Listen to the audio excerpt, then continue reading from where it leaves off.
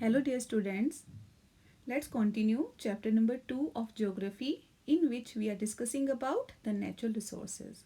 So about land and soil I have already discussed with you in this video lesson.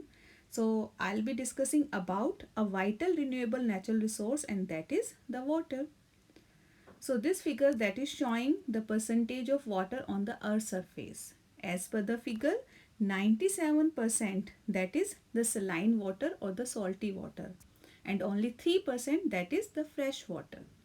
Out of this 3%, 2% that is locked in the polar ice caps and only 1% that is available for we people that is fit for the human consumption. This is about the water cycle. Water cycle, which is the never ending movement of water from sea to air, air to land and back to the sea.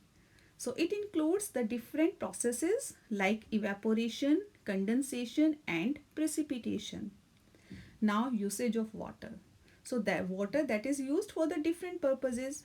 For example, it is used for drinking, for washing, for brushing, for bathing, cooking, watering plants, etc. So besides this, water that is also used in agriculture, in industries and generating electricity through reservoirs of dams.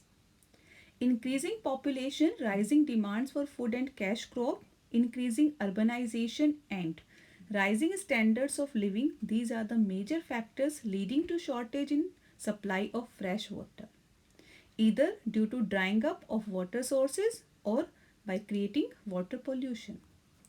Problems of water availability. There is shortage of water in many regions of the world.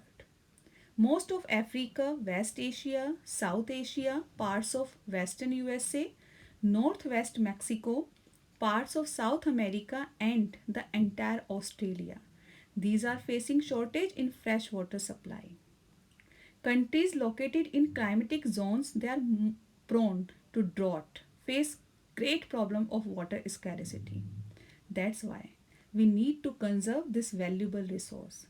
So there are many ways of conserving this resource. Forest and other vegetation covers slow the surface runoff and replenish underground water. Next, water harvesting. That is the another method to save surface runoff. Canals.